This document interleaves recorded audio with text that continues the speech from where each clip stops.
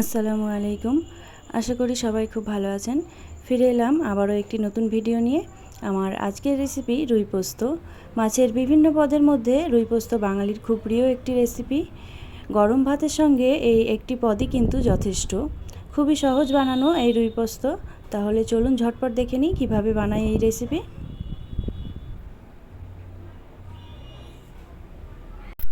সবার প্রথমে মাছটাকে এখানে আমাদের ম্যারিনেট করে নিতে হবে। দিয়ে দেব 1 চামচ নুন এবং খুবই অল্প পরিমাণে হলুদটা এখানে খুবই সামান্য ব্যবহার করতে হবে, তাতে করে রুই পোস্তর কালারটা খুব ভালো আসবে। চাইলে এখানে হলুদটা স্কিপও করা যেতে পারে। নুন হলুদটা খুব ভালো করে মাছের গায়ে মেখে নিতে হবে।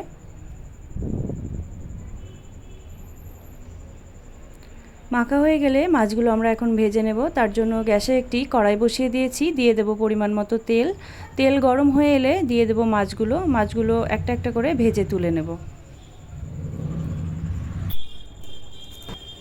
তেল এখানে গরম হয়ে গেছে। আমাদের ম্যারিনেট করা মাছগুলো এখানে দিয়ে দেব একটা একটা করে।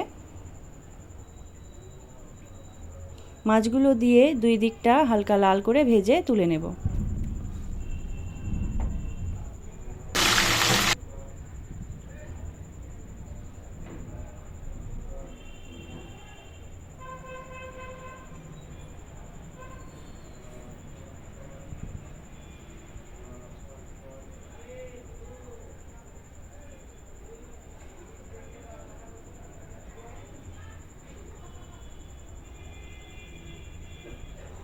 মাছ এখানে ভাজা হয়ে গেছে। মাছ এখন একটা পাত্রে তুলে রেখে দেব। সমস্ত মাছগুলো একইভাবে তুলে রেখে দেব।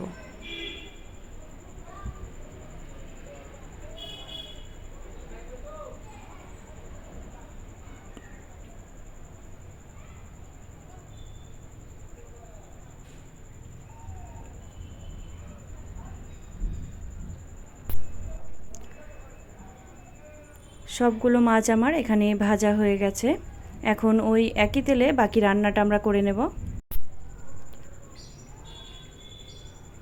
ফোড়নে দিয়ে দেব 1/2 টিস্পুন কালো জিরে, দিয়ে দেব 2টো চেরা কাঁচা লঙ্কা।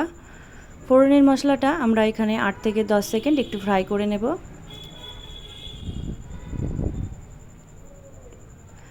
এখন দিয়ে দেব 3টে মিডিয়াম সাইজের কুচনো পেঁয়াজ। চাইলে পেঁয়াজটা এখানে লম্বা করেও কাটা যেতে পারে। পেঁয়াজ দিয়ে এখানে পেঁয়াজটা আমরা হালকা ভেজে নেব 3 থেকে 4 মিনিট, পেঁয়াজের কালারটা একটু চেঞ্জ হয়ে আসা অবধি।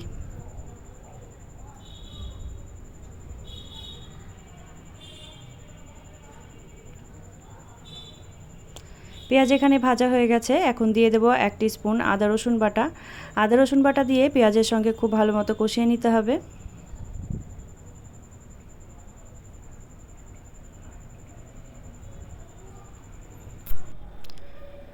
ঝালের জন্য এখানে দিয়ে দেব কাঁচা লঙ্কা বাটা। এখানে কোনো লঙ্কার গুঁড়ো আমি ব্যবহার করছি না। কাঁচা লঙ্কা বাটা দিলে এতে রুই পোস্তর কালারটা খুবই ভালো আসবে।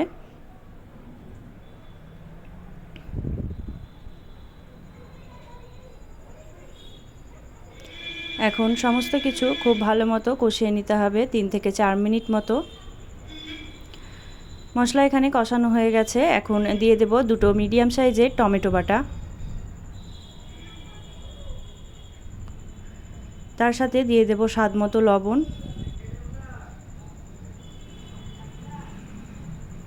টমেটো বাটা এখন খুব ভালো মতো কষিয়ে নিতে হবে মশলার সাথে, যতক্ষণ না অবধি মশলা থেকে তেলটা ছেড়ে আসছে।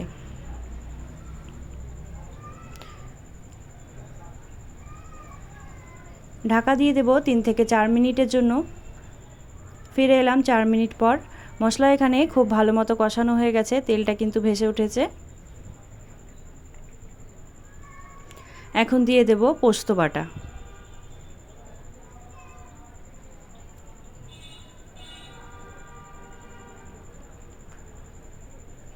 দেব সামান্য একটু চিনি।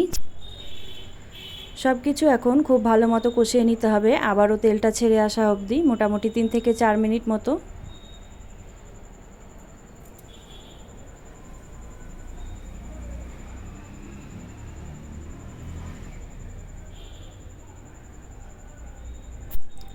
প্রয়োজন হলে এখানে সামান্য একটু জল ব্যবহার করে নিতে হবে, যাতে মশলাটা পুড়ে না যায়।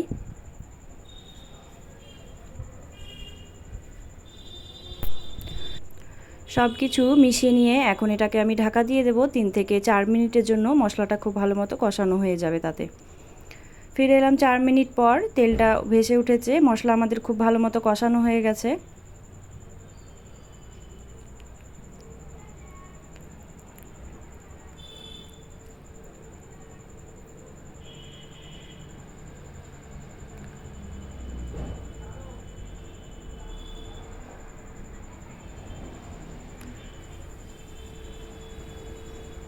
এখন আমরা দিয়ে দেব ঝোলের জন্য পরিমাণ মতো জল।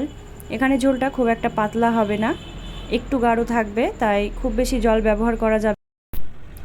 এখানে আমি 1 বাটি মতো জল ব্যবহার করেছি। ঢাকা দিয়ে ঝোলটাকে আমরা এখন ফুটতে দেব।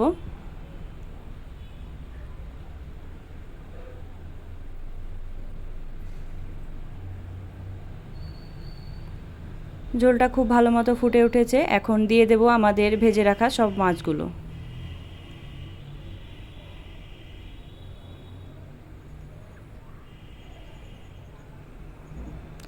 মাছ দিয়ে আবারও এটাকে ঢেকে রেখে দেব 8 থেকে 10 মিনিটের জন্য। ফিরে এলাম 10 মিনিট পর।